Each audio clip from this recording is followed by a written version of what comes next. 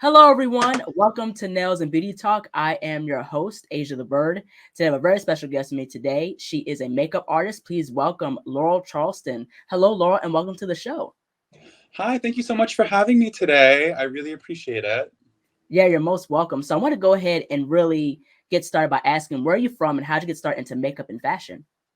Yeah, so I grew up in a really, really small town in Pennsylvania. So small. Can we curse on here? Go ahead. Bumblefuck, Pennsylvania. Like cornfields, cows, just really, I mean, there were like 200 people in my grade. But I really wanted to, like my whole trajectory, even when I was little, like I wanted to be an orchestra conductor and I just wanted to conduct music, which is weird because no one in my family was musical, but I chased after that. I ended up getting a full ride to college because I was one of 2 people that played the French horn at Penn State University. Right. So they were like, and I kind of chose the instrument early on. I was like, no one's going to be playing this one. Meanwhile, everyone, is going to the trumpet or the drums. I'm like, I'll have more Right. success with the French horn. And I did. And that's how I went to college. But yeah, I grew up there. And then after college, I moved to New York City and I've been here ever since for the last four or 5 years. Yeah. Wow, that's really, really cool. Like, what got you into like makeup? Are you self-taught or did you go to school for that as well?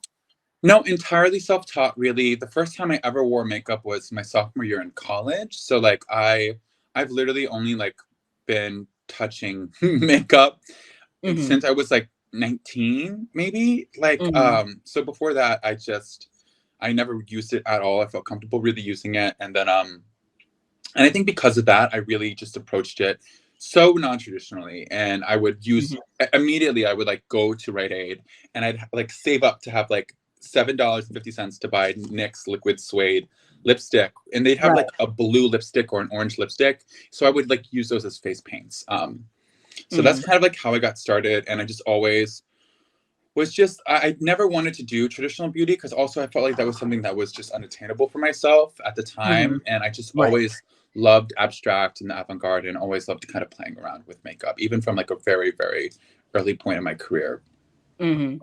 Yeah, yeah, I can tell, like, your work is absolutely amazing, and I love how you play with, like, the canvas is not just like how you said the traditional, like makeup, like the beat face, but it's like, you're making your face as a body of work and really getting inspired by different artists. So, like, what goes into your mind just in regards to making like different, unique makeup looks?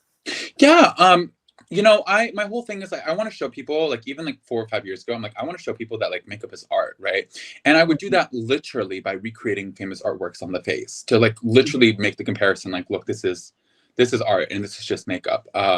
So I would like get inspired by like Monet, Basquiat, Van Gogh, recreate a lot of like iconic, visually striking works. It's like my goal is like on social media now, like you need to create something that will like stop people in their tracks, even for like 2 seconds. So that's kind of like how I always approach things. Like, and I really, even 5 years ago when I was doing this crazy makeup, like no one was doing makeup work similar to this. I was like full face, really Mhm. graphic, and I was like, the world's kind of really missing it, especially in Right, fashion and beauty. We're still barely getting there. But right. that was just, always my approach. And I just always, like, exactly like you said, like, the face is an entire canvas. Like, people, even when applying foundation, like, stop at the ear. I literally have a pair of tweezers in my hands. Like, they stop at the ear, and or like they'll stop applying foundation at the jaw. And I'm like, Right, babe, you gotta, there's a whole face, there's a neck, there's a clavicle, there's a right. shoulder popping out. I'm like, let's paint the full canvas. So that's Yeah. always been one of my approaches. Yeah. Yeah, yeah, that's the thing. I think that's something that people don't consider is utilizing the whole canvas. And the thing is that I definitely want to go into like your process. Like, what is your process just behind it? Is it freestyle? Do you plan some of your looks? Like, what's that process like? A majority of the work on my Instagram that is on me is like I guess you could say freestyle. Like I have an idea of what I want, and I'm a very visual thinker. Like I can completely, I'll think of like a two-dimensional concept or a painting, and I can like visualize how I'm going to construct that on a face, or on my face, and I can do that in my head. And then like I take the time to explore that by myself and just like organically build it and see how I can do that in real life. So there are always kind of like improvisations, I guess. But when I do work on, clientele or specifically like specific clients that want my bold work, I'll always like go through that process of discovery first to like see what's the most Right. efficient way I can do this. Because what people never realize, because like you're never going to have to, like, if makeup art isn't your job, you're not confronted with this, but like professional makeup work is about, it's like, it's not about doing the best makeup. It's about doing the best makeup as fast as possible, because you can Mhm. have concepts and designs and really cool, extravagant makeup, but at the end of the day, like, chances are your client doesn't have 3 hours to sit in a chair. You know what I mean? Mhm. So it's about, when I do makeup work on myself, it's a process of discovery. I take plenty of time. I'll take 3 to 8 hours to like do a makeup work. But when I do it on a client, it's like getting everything done as fast as possible, being the most efficient. And honestly, what takes so long, even with other people, when people do their makeup and they're like, it takes me so long. If you like think about it, what takes you so long is figuring out what the hell you're gonna do. And if you Mhm. sit beforehand and you know exactly what eye you're gonna do, exactly what you, because it's like when you're sitting there, like, you're like, do I do this? No, let me do this. Let me do this. Or like, oh, maybe this. Like, what's taking so long is you figuring out what the hell you're gonna do. So once you Right. figure that out, it gets a lot quicker. Yeah, yeah, most definitely. I think, with people have to understand, like, the whole process with creating a body of work, it does take a lot of time. It's not like a rush type of thing, a rush job. You know what I mean? And that's something like, with especially with nails. Like I'm part of the nail industry, Hmm. and nails take a lot of time and a lot of thought, in regards to like the planning of the design, like because that's a canvas too. Yes. And people sleep on it. And that's my thing too. Like, especially in the NFT space, I'm like, no, like, beauty, aka nail, hair, and makeup work is art, but it's so fleeting. Like, it's just never really, given such a platform, or people never take it that seriously, because it's like, okay, makeup, hair, and nails, like you do on set, you have to throw it down so quickly. And then it's in a photo. And then, Mhm. so people never really have that consideration. But when you work with these artists and you see these nail artists put hours and days into like a Right. single set. I'm like, bitch, how is that any different than a Picasso or Exactly. someone who does that same amount of time on a canvas? It's the same thing. And honestly, it's even more impressive because you're putting all that expression, all this range, all this creativity on half an inch. Yeah. What? Crazy. Yeah, yeah, if not way longer than that. So that's the thing. And I definitely would love to see, beauty being more represented in the NFT and Web3 space because that's something that's critically, I think, needed most definitely. Yes, 1000%. And then like when we have like beauty photography, it's like white male photographers taking pictures of like skinny white women who are almost naked, and that sells for like $1 million. And I'm like, okay, this isn't what I meant. This isn't what I meant by beauty in the NFT world. Like, I'm like, goddamn, we gotta really step it up, babes. But I think we're Yeah, slowly getting there. But we're planting our roots down for sure. yeah, right, exactly. Now, in regards to just like working with like celebrities and drag queens, I know you did work for like Milk, Laganja Estranja. Those are very talented drag queens. Also you did makeup for Doja Cat. She's a very talented artist. Now, what has been your whole experience just collaborating with editorial celebrities, drag queens, and getting those opportunities? It's been amazing, unreal. I mean, even like I think the first time I ever painted like a celebrity, it was Detox. She was a drag queen from RuPaul's Drag Race. Mhm. Such an icon, like so Right. iconic. And generally, what I've learned is that people that are like really famous, and I don't want to make a generalization because like there's always like an exception to that, but like generally, like the really famous and like nice people, like the really famous and big people, are the nicest people I've ever worked with. Like so Mhm. sweet, so supportive, and those are the people that are like, I trust you, do your thing. And it's so affirming as an artist to get that. But it's like the other 100 clients that aren't on that level that are so, hard to work with, so strict, so demanding. But like, Mhm. these people, like, getting to paint Detox Laganja, I mean, like, such a dream, so Mhm. sweet, so nice. And it's really validating to hear from like creatives that I look up to that they want what I have. And, like what I bring to the table. And I live with my ideas constantly, like we all do. So having Right. someone be like, "Oh no, like what you do is cool, and I would like a little Mhm. slice of that." Like it's the coolest thing, and I love collaborating. And I think Mhm. collaboration is like at the center of like queer art. And I Right. just love collaborating with other queer people and just people in general and other creatives. It's just always a beautiful and very unique experience because with makeup, it's everyone's canvas is so unique and specific. So it's Right. also a really cool, you know, journey being like, okay, what features do they have to make Mhm. some magic out of? And it's always a different process for each person. And I absolutely love that. Yeah, and that's the thing I really like about fashion is that it's very, very inclusive, especially within the LGBTQ community. You know, when you look at like, RuPaul's Drag Race, it really elevates not only, beauty in regards to like makeup. Like, if you look at Shea Coulee and, some of these other drag queens really elevating not only the makeup aspect, but also the fashion aspect. That's something that's really exciting to see. Hmm. I mean, yeah, queer and trans people like literally have been like pushing these boundaries forever, but now they're finally getting some recognition, like on Drag Race, and like you literally see stuff from Drag Race and its aesthetics from these like performers, like Shea Coulee, Monet Exchange, Right. Violet Chachki, even back in the day, and all these aesthetics getting resembled and taken out like into the real fashion world and on real runways. Right. So, that's why one of the things I like about NFTs is that like we can do this groundbreaking work now and have it like documented really well, and Mhm. historized. So down the road when people copy this, it's like, no, babe, this has been here. Right. Look at the mint date. Look at the mint date. Yeah, yeah, right, right, wholeheartedly, definitely, right, exactly. But also too, like, especially like ballroom culture. I think ballroom culture has played a huge part, especially with fashion and art. You know what I mean? And that's something that's really, really cool to see as well on Drag Race. Yes. And honestly, like ballroom culture like needs to be like represented better on these like Right. shows, especially with Drag Race. Like, I mean shows like Legendary, like it's so important Ah, and great that like this is like now getting like primetime spots on like HBO Max. Like this is right. incredible. And it's great to see that it's finally getting the recognition it deserves, because like ballroom culture trickles into drag culture, and then drag culture trickles in. It's like Mm, everything, you can trace everything back to ballroom culture. Literally, all these aesthetics, slang, verbiage, mhm. hair, lashes, nails, everything back to ballroom culture. Right. It's really amazing. Once I saw Legendary and when it first came out, I was like, I am so invested in this. I love like the ballroom scene and how much, especially how it's taken to the next level now. You got Laomi, she's really, a legend, an icon in regards to the ballroom scene. You know what I mean? I remember seeing her on America's Best Dance Crew.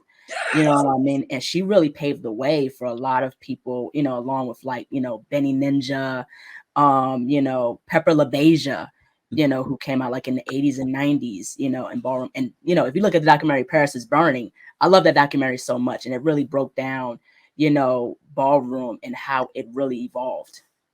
Yeah, I mean, it's still today, like we're like seeing these like skinny white celebs like use all this terminology that you find in Paris is Burning. like Right, the same term. They're like slay queen, blah blah blah blah blah, and I'm like, oh, do you right. even know where this comes from? Like, Yeah. it's yeah, it's yeah. It's just been so cool seeing it kind of explode into the mainstream slowly, and it needs more. It needs more Mhm. recognition, and then I really sure it gets. And also like having like hosts like Meg Thee Stallion come in and help Right. like validate these scenes publicly. Like it's just Mhm. it's so huge.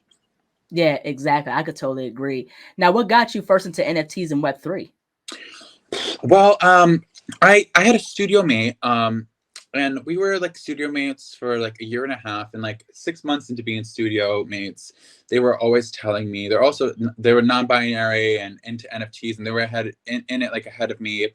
and it was when I forget what organization they did it with, but it was during like the BLM, the height of the BLM movement, and they raised, it was like a lot of money through NFTs Right. for Black trans lives, and that was when I was like, oh shit! So like this does have some Right. power to help out these communities, and then I started to look a little bit more, and they're like, no, there are like out trans people like supporting themselves now through this and Right. supporting other trans people through this, and I'm like, oh, what?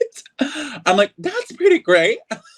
Mhm. So I started just like I was like, well, I have all this great work I've been doing, and I do it to post on Instagram, and I don't make Right. any money off that, even though they make what 4 6, even probably more than $1 billion in ad Mhm. revenue off of us. Like, let me take a little step in the direction of supporting myself and monetizing the work I'm already putting my whole fucking heart into creating.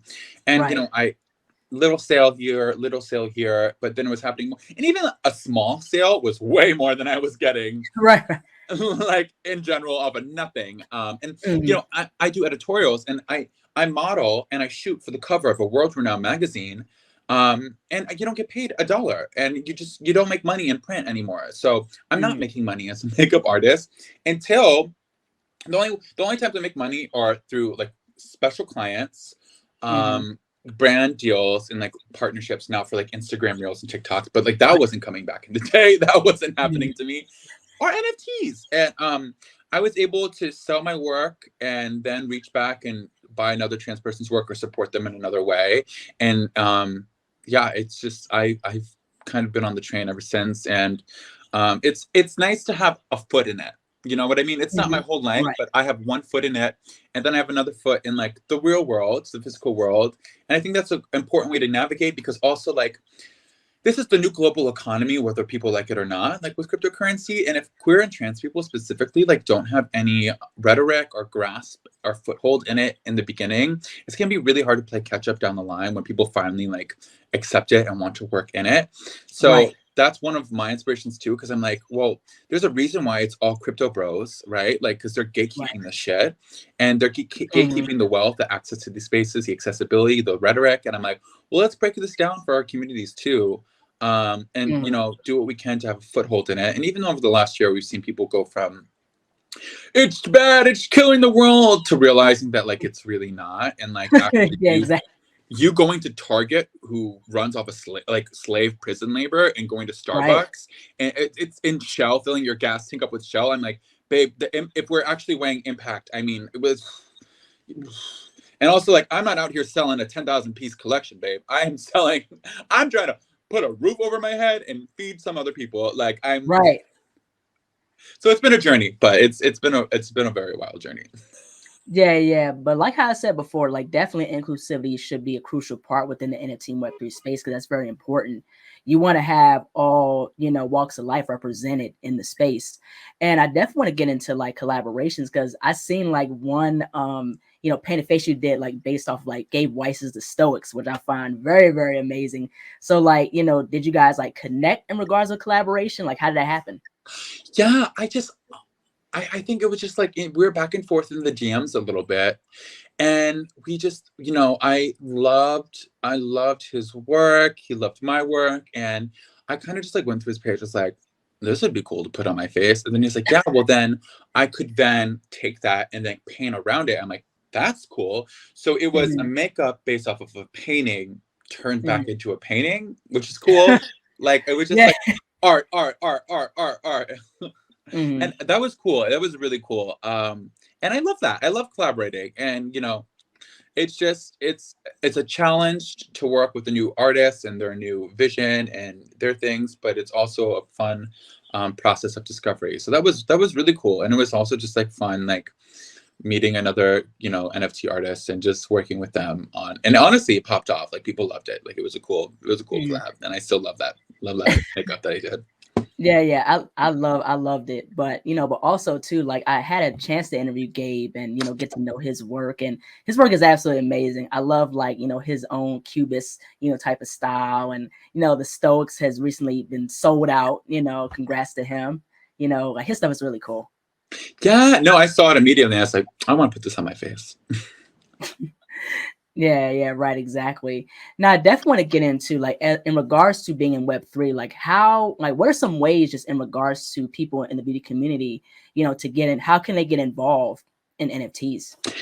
Yeah, I think the biggest thing is to first of all, if like you're just like beginning and like you have absolutely no idea, like literally just like reach out because like there's so much technology and like rhetoric that you need to like know to just like kind of be able to move around. Like I I recorded a Zoom meeting like 6, 7, 8 months ago with me and two other like bigger NFT artists, queer NFT artists, and like we spent like 2 hours just breaking down everything step by step. And I think I still have that saved. So if anybody's watching this and you just want to like have some access to information, let me know and I can email it to you. Literally would totally do that.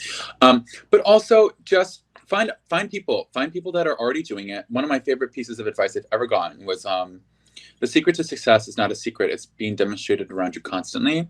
So like we get overwhelmed with social media. We don't really take a lot of stake into what we see in the accounts that we're just flying by. But like look up any, I mean, honestly, there aren't that many beauty people doing NFTs right now. There are, but like not a ton. So like look, Right. find who those people are, follow them, and look at the stuff that they like, because you can see like their likes, see who they follow, see where they get their inspiration from, see what art they're creating, see what artists they're collaborating with.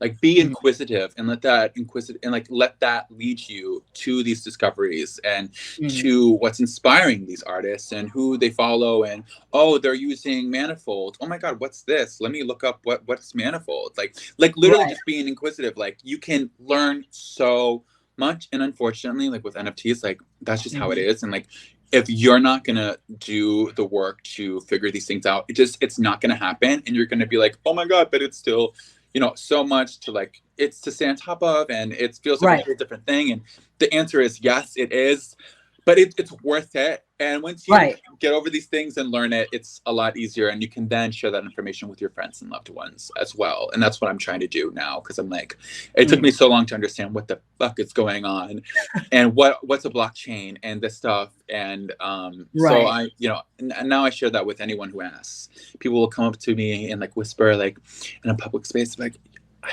hear you're into NFTs. And I'm like, no one's gonna slap you. Like we can talk about this. Like Mhm. we can chat about it. So I think just being inquisitive, reaching out, and really doing your own investigating, and to be proactive about who you follow and who you look up to, because there are a bunch of great artists doing many, many great things. And you just have Right. to find them. Yeah, right, exactly, most definitely. I interviewed somebody that was getting the NFTs. Her name is Crystal, and her Instagram is Nails Did. So she's posting like some of her nail art as NFTs, and that's really really cool to see, because we need more of that, especially in the nail industry. Yes, That's the thing. We need that representation. I know. And Sashimi is one of my other like favorite nail Yeah. artists. So good. I included them in a curation recently for Superrare, and I'm like, yeah, I'm Mhm. gonna show y'all that nail art is the shit, because like Mhm. y'all got to be taking this shit seriously. um and just an icon. They're absolutely so iconic. I love seeing nail art in Web3. Are you kidding? And there's more makeup artists coming in, and I love it. I love seeing Yeah. it. We need more. I'm like, come over, let's do this. And then I'll have people on set. I'm working on set, and I'll have like the hairstylist be like, so NFTs? And I'm like, yes. I'm like, please, just mint something. Yeah, right, exactly. Like, and this is what I love doing. I like, interviewing different artists such as yourself, like who are in the NFT and Web3 space, because that gives me more of an education just in regards to how to make it in the NFT Web3 space, and especially how to navigate, because people can scam you. You know what I mean? We live in a critical time, I almost got scammed this week. It's still happening to me. oh my God. It's crazy. It's crazy how much people are scamming out here. Yeah, yeah, it's really, really crazy. Now, is there anybody that you would like to collab in the future? Any nail artists, makeup artists, NFT artists? I'm actually working on a collaboration right now with Mhm. Adewale, who's this incredible painter. No, well, not painter. They're an illustrator, and it's like fine point, like ballpoint pen work. Mhm. Um, so that's a fun collaboration that's going to come out soon. So Mhm. excited! They've been doing so much incredible work recently. Um, but I don't, I don't know. I mean, there's so many artists. Honestly, every artist that I follow, I'm in love with, and I wanna. I think I have like 5 different people I've told I'm gonna collaborate with soon. So I honestly say yes, probably like too often, but like I just love it. I love it so much. I Mhm. just shared another collaboration with Sashimi, the snail artist, and another incredible artist, Mother Teresa, who's Mhm. this incredible photographer, and absolutely am incredible. And we did a collab together. But I hope, I think collaboration is going to always be a part of my career, my artistry, and I love that. And Mhm. I think we should work together more often. And when you have a lot of talented friends, it's like, yeah, like we don't have to just remain in our own lanes. Like, babe, Mhm. let's link up. Yeah, right. And definitely collaboration is very important because you get that exposure to different styles of art, and plus you get to connect with people too. Yeah, it's so important. It's so important. And it's like people just, I don't, people cut to the people doing jackhammering up my sidewalk right in front of my house right now. So sorry for this sound. But yeah, people just stay in their own head and their own lane way too often. And I'm like, we can reach out and we can collaborate together. And honestly, life is too short. Like, let's work together. Like, let's make some magic together. Especially in like the beauty world. Like, yeah, it makes sense to get a nail artist together with a model, with a makeup artist. Like, Right. And the thing is, in the beauty world, we're seeing now photographers take their editorial shoots and mint it, but it's so fucked up how they're doing it. It's because 90% of the people, they're not splitting up payment and royalties with everyone who worked on the shoot. When you post an editorial photograph, you have photographer, you have a stylist, you have a makeup artist, you have a hair artist, you have a nail artist, you have a lighting designer. All those people need to have cuts in the work. And there was a photographer, my best friend's a stylist, who's across the street from me, Nate Sweet, incredible stylist. And one of their photos that they styled, they found out this photographer was selling it as an NFT, and they were like, "Hey, like I need a cut of this. This is my work. You're selling, and you didn't communicate this to me."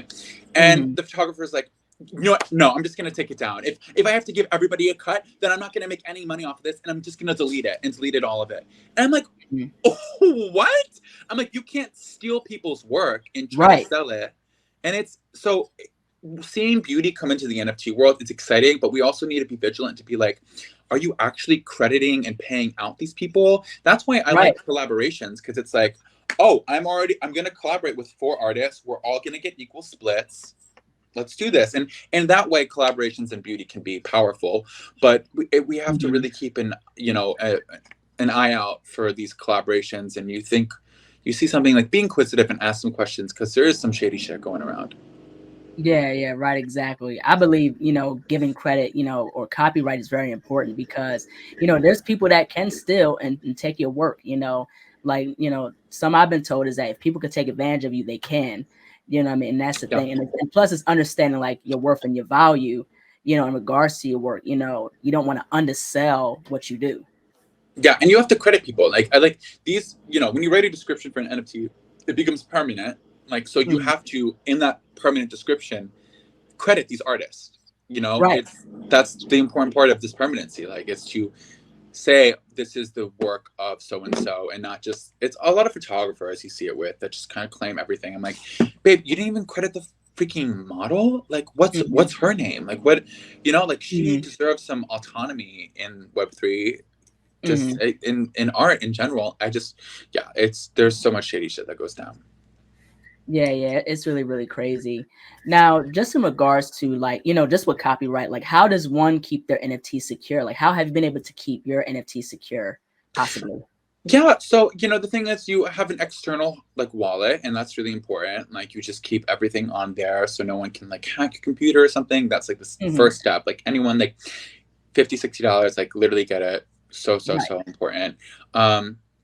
And that's honestly been it for me. Honestly, I haven't had any like real issues with that. Other than that, it's been pretty chill. But it's just, being credited is like my biggest struggle, honestly. And recently I've had people message me and say, "Hey, are you doing this project? Because I just got an email from this person, curating this giant project, and there are pictures of your art inside." And I'm like, "Oh my God, I'm going to do it because Laurel's doing it." And I'm like, "No, babe, I have no idea what you're talking about. They're literally just using my image and my art to get you on board their project. And that's literally not okay." So I've had some issues with that recently, which is kind of weird. That happened also during Pride Month, which is even more weird. So I don't know. I'm always like keeping an eye. I always have like an eye out, but I've seen some weird shady stuff happen recently. And just like, the NFT space is great, but there's so much that still needs work done, as we're all aware. But yeah, it's always going to be a microcosm of a regular fucking society. So there's always going to be good, and there's always some like really good, and then like lots of bad. But I'm here for that really good. Yeah, the really good, that part. Yeah, the 0.5%. I'm here for that, but it's worth it. It's worth it at the end of the day. Yeah, right, exactly, most definitely. Now, what are some things that you found like rewarding being in the Web3 space? Honestly, connecting with local artists from all over the world. Like, people are like, "Oh, it's an American thing. It's a get rich quick scheme." No, like, first of all, it shouldn't be fucking, English centric, first of all. Like all of this technology and all these platforms are based around English, which is like so inaccessible to the rest of the world. However, that doesn't mean there are huge global communities taking part Right. in this. Like Mhm. even in, I've connected a lot with this with artists from this trans queer collective in Brazil called Magma. Incredible. So many brilliant artists. You want to look for some of the best artists in the world. Don't go to who's selling the highest on Superrare and who's selling the highest on NFTs. My love, those are rich, cis white men gassing each other up. Go to the local global communities that are using NFTs and Web3, and you will find the most brilliant art you've seen in your entire life. I mean, literally all over the world. And it's so great to now be connected to these artists, and at a click of a button, I'm chatting with some brilliant nail artists in Brazil or someone in Nigeria or literally all over the place. And I never had that type of global community before Web3. Right. So that's been really cool, and that's been such a special part of this journey that I value so highly. Mhm. And in regards to like, within NFTs, what is your take in regards to pricing, an NFT? It's a great question, because I've been having my whole own thought about this. So, originally when I first came into this space, I it was like, things were booming like a year ago and people were just kind of soaring up, and I had this idea like, you sold something really cheap, and then when eventually someone buys it at a higher price, you stay there, you know. Right. So that's what I was doing, and I sold for 0.25 and someone bought it for 0.5. Then I sold all my work for 0.5 and someone put in an offer for 1. So then I started selling all my work Mhm. for 1, and then 2, and then 3, and I kind of stayed there. And then I realized by doing that, I priced all of my people out, because the people who loved my work, who wanted to buy it for 0.5, can't anymore. And same with 1 Ethereum and 3 Ethereum. And now I'm at a point where like I recently removed all the reserves on my art, and I'm like, what am I doing? I'm like, if someone wants to buy my art for like really any price, like that's Mhm. cool, and I'm here for that. Um, so I think pricing strategy is incredibly flexible and unique to each person, but I would Mhm. say don't get caught up trying to get the highest amount of sales and putting Right. your value there. Like if you can sell like a lot of work really cheap, like that's great. You know what I mean? And you can make a lot of money that way. But also like Right. I just see it as like if someone in my community wants to put an offer in on my work and really likes it, and like Mhm. it's someone I like and respect, like, and I want them to have my work, like Right. go off. Like that's so cool. Like what? Like you want to pay a couple $100s for my makeup work? That's sick. Like that's Yeah. cool. Instagram's not going to do that.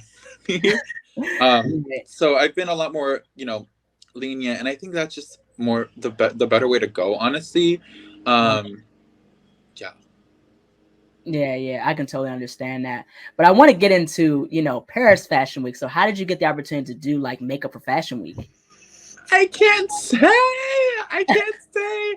But I can say I am so honored and so blessed to have this opportunity. It's already a dream come true, and I haven't even left for it yet. And I am going to, you know, continue to create some really mind blowing makeup looks. And I Mm. think the world will live for it, and I hope they do. Yeah, yeah, that'd be really, really cool. Like just the work that you do is really, really mind blowing. And I think like how we said before, it just needs that elevation just in regards to makeup and even with nails too. And I like what the blondes are doing, and they're really, pushing, the complexity of nail art, making it opulent, avant-garde, high fashion. And that's something that we definitely need. It's missing. There's like I think this is a perfect time for me to like have some success in fashion and beauty, because I'm like, what's going on with this makeup? Every runway show I see, it's naturally beautiful models with like makeup where the goal is to look like they have no makeup. I'm like, what the?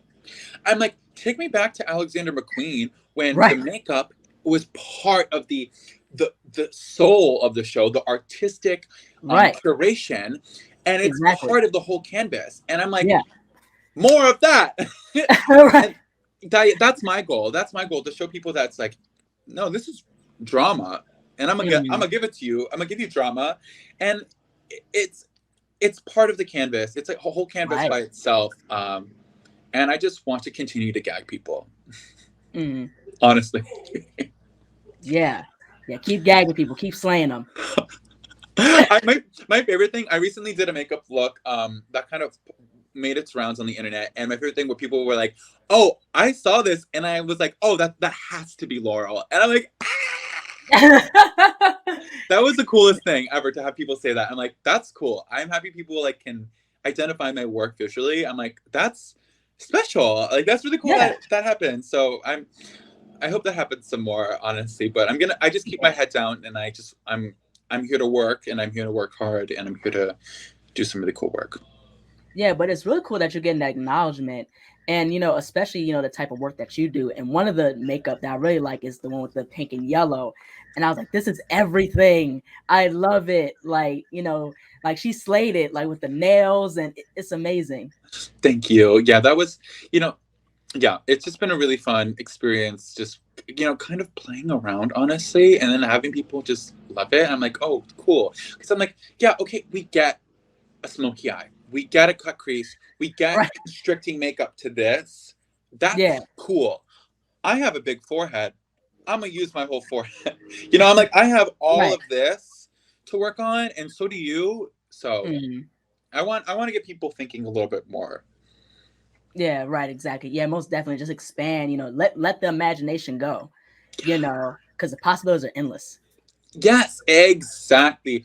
And I'm not worried about like becoming more visible and like even telling people like how I do my makeup work because I'm like the possibilities are endless and I'm gonna spend my whole life creating. You know what I mean? Like I never want to get to a point where I feel like, oh, I'm the best or I know everything. And I'm like, no, I'm gonna continue to learn and try to find Right. new things. And because that's the hardest part, right? Like you can be a great makeup artist, but being a creative, different job.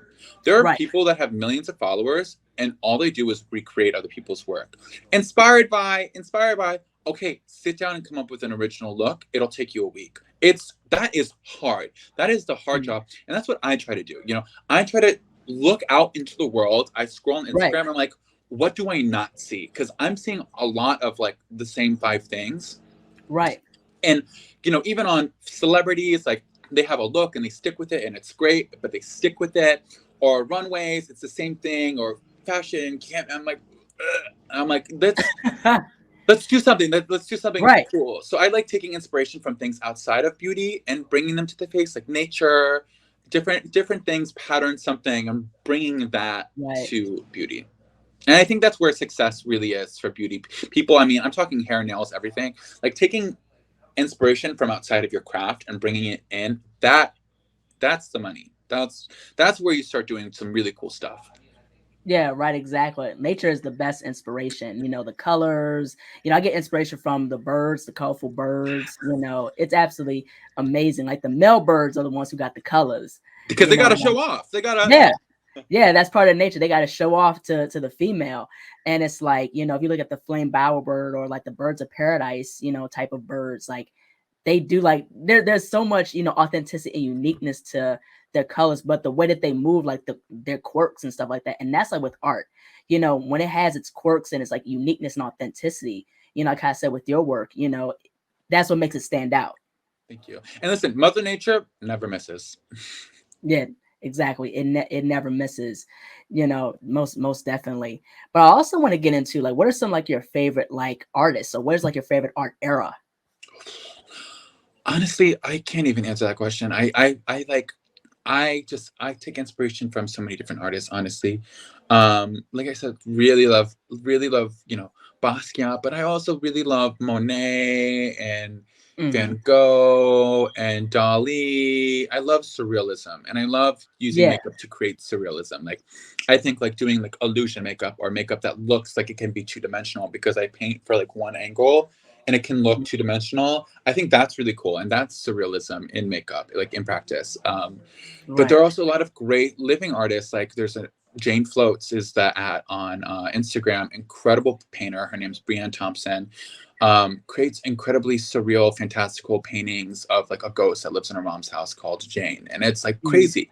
It's there's so many great artists out there living, Mhm. um, that I get so much inspiration from. And if you just like scroll on my page, you'll see like I just literally recreate these works on my face.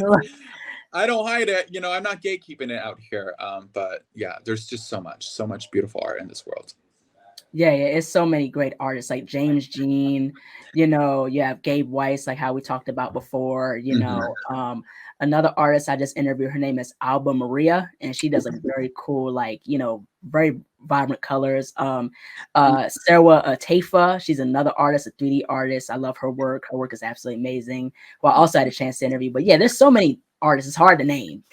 Yeah, yeah. I'm like, I'm gonna miss someone, but just go to my followers list. Literally all of them. Yeah, yeah, it's like literally all of them. But definitely, like, what are some of like your also like your favorite NFT collections or NFT like works Mm. possibly? Honestly, it's a lot of my favorite NFT artists are artists that haven't like really blown up yet. Ikuro Mhm, Cavalcante, like mhm, absolutely incredible. Like I said, Mother Teresa, absolutely incredible. I mean, Yasnir is a bigger artist. Love Yasnir, Sam J. mhm, Niall Ashley is mhm, popping off right now. So absolutely incredible. Taking their painting and making it, it's like such a perfect example of someone taking something that's so physical and making it digital. mhm. So genius. So genius. Right. Definitely a Niall Ashley stan in this house. But so many incredible artists out there. And it's just yeah, and a lot of them, you know, are finally getting the credit that they deserve. And I hope a lot more credit comes their way. Yeah, yeah, right, exactly. Yeah, most definitely. Now, how do you balance like mental health with being like a makeup artist? Great question. No, honestly, what I've been doing over the last year is when I feel, and this has helped me so much, and I, you know, this is advice I'm giving other people, and I think people, all creatives should do this too, if you can afford to. Um, but like when I've felt uninspired or like I'm trying to think and I just I don't have anything new Mhm. coming, I stop. Like I put down my makeup and I don't even think about it for at least a week. And I revisit myself in a week and I'm like, how do I feel now? And Right, if I still feel uninspired, I don't force it. I give myself another week and I work on other things and I do what I can to right. do other things. But like the moments when like I'm uninspired and I try to force it, I dig that myself a hole even deeper. You know, if you try to force inspiration, like for me specifically, like I'm just pushing myself further away from it. So when Mhm. I have those moments when I'm feeling a lot of stress and anxiety about needing to create something, because it's like you can spend weeks on an art piece and you post it on Instagram and you're like, oh well, it's done. You're like, what the hell do I do now? Um, Right.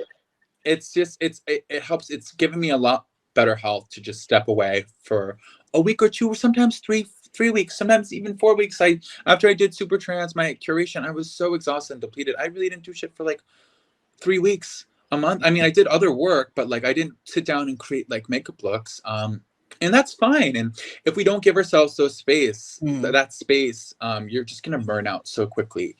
mm, Um, it's so important to take breaks and take especially like creatively, like if you have to go do work and do other work, sure, but like when the special creative stuff that you do for yourself, like right. if that's not coming out at the time you need to, just that's fine, that's totally fine. Mhm. Yeah. Yeah, most definitely. Now, for anyone that's coming into the NFT space or any new artist, like what advice would you give for someone, who is trying to find like themselves through their art, or like self-discovery or authenticity? Like, what advice would you give for that? I mean, this sounds canned and you've probably heard this a bunch before, but like literally look around the room, find and see what you do that other people don't, or see Mhm. something that you can do that other people don't. And that is your greatest asset. And Right. you will be in places where people will tell you, that's not right, or this is too much, or blah, blah, blah, blah, blah. Be like, okay, but inside, know that you're still on the right path. Like, I was represented by one of the biggest agencies in North America called Art Department, and Mhm. literally I was with them for 6 months. I brought in a ton of work. My agent brought me nothing, no work in 6 months, and told me, was saying shit like, I if you want more work out of us, or that you're being really demanding, you belong at a smaller agency if this is how you feel. And honestly, you're just like not that marketable, and like your work is just you're so niche. It's so niche. Okay. Meanwhile, I've done like 12 covers of huge magazines. I'm Right. I'm booking gigs with Macy's. I'm doing stuff for, huge brands now, and MAC Cosmetics, NASDAQ, all these things. And I'm just looking back Mhm. and I'm like, niche wear. Like, Right. and I'm like, so For me real. trusting myself and being like, oh, so you want me to be like everyone else? Mhm. No. And Right. that was my greatest asset. And I still believe Yeah. that. So if you have anything that you bring to the table that no one else is, or no one else is around you, stick with it. Put more energy into that. That is what will separate you, and you will find someone. And it just takes that Exactly. one client that believes in you. I mean, Mhm. Lady Gaga out here being like 99 people, but seriously, it takes that one client that Right. sees you for who you are and your vision for what it is, and then your life will change. Yeah, exactly. I've always been told, look at the yeses, don't pay attention to the nos. Like you'll get more nos than yeses. Yes. And that's the thing. That one yes can change everything. Yeah, and also like we will have as artists like people telling us no constantly. Mhm. We can't Right. we can't add another no. We can't be a no for ourselves. We have to Right. be the yes person. We have to be delusionally saying yes to ourselves to a Mhm. point where it feels delusional Right. because everyone else is saying no and you're like still yes, yes, this is right. And you feel gaslit and you are probably gaslit. Right. Um, but you just got to keep doing it. Mm. Yeah, yeah. Keep pushing forward. That's all you can do. Yeah. Yeah, Literally, literally, literally, yeah. yeah, yeah, absolutely. Last but not least, where can people find you on social media and how can people support you and your beautiful makeup looks? Thank you. I am on TikTok, Twitter, and Instagram as Laurel Charleston. I think my account on Twitter is like it's Laurel Charleston, but the ad is like Yanni Charleston because Laurel was like one letter too long, and Yanni was this like meme that went viral a couple years ago. Stupid, but you Mhm. can find me at Laurel Charleston just like that. And I'm also on YouTube Shorts now, which is this like weird platform that's kind of a thing, but not really. So mostly Instagram and TikTok. Yeah. Yeah, yeah, that's really, really cool. But yeah, there's a lot of like social media handles. Like it can be too much to kind of juggle. I'm like, give me the link tree, babe. Like, Right. Yeah. Link tree, plain and simple. Well, thank you so much, Laura, for jumping onto the show. I really appreciate your work and your authenticity. I really had such a fun conversation with you. And yeah, just keep up the amazing work. Thank you so much. thank you. Thank you for everything. It's just such a fun chat today. And I really appreciate it. And I hope you have a beautiful rest of your day. Yeah, thank you. Good luck on Paris Fashion Week. Thanks. Hopefully you'll see some cool looks. Bye-bye. Take care. Hello, everyone. Thank you so much for watching. Please like, comment, share, and subscribe to the channel. Be sure to click the bell for notifications. Also, follow me on my social media platforms and visit my website, ASIATHABIRD.com, and be on the lookout for more interviews to come very soon. Take care and stay beautiful.